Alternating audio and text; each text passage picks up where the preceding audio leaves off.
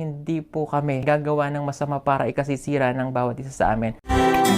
Kahit naman sinong sponsor, syempre pipiliin talaga yung transparent, hindi porke sinasabi natin na pagtumulong-tulong lang at wag na hanapin pera man o parcel, pero ito ang katangian para manatili ang tiwala ng mga sponsor.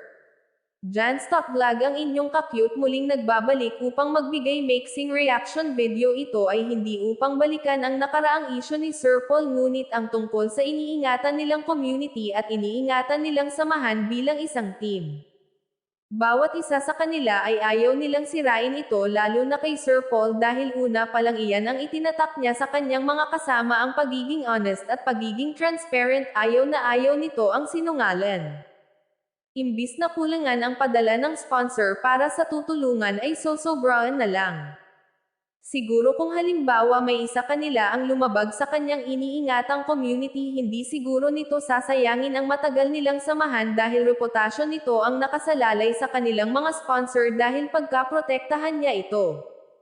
Tulad nga ng mga nakapangalan sa kanila na kasama sa mga package ay iniipon para ibibigay pa rin sa mga mas nangangailangan. Kaya padami ng padami hanggang ngayon ang dumadating na package dahil marami ang nagtitiwala sa kanila.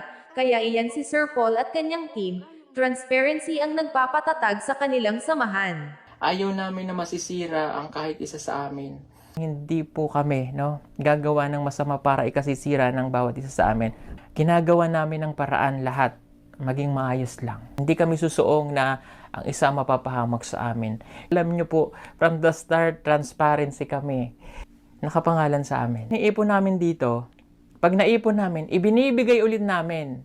Minsan lang sila makalasap noon, ipalasap natin. Alam niyo yung may responsibilidad ka dun sa mga tinutulungan mo, na ito yung way mo para din matulungan sila. Kaya maraming salamat po sa lahat na nagtitiwala at patuloy nagtitiwala po sa amin.